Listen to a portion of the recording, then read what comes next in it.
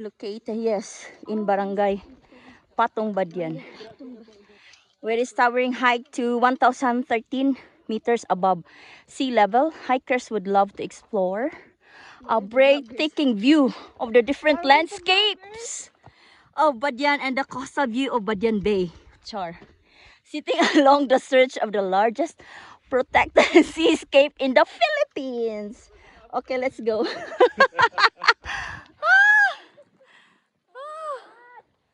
OMG.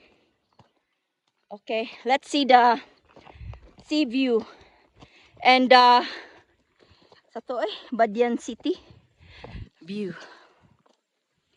Look at that. Amazing.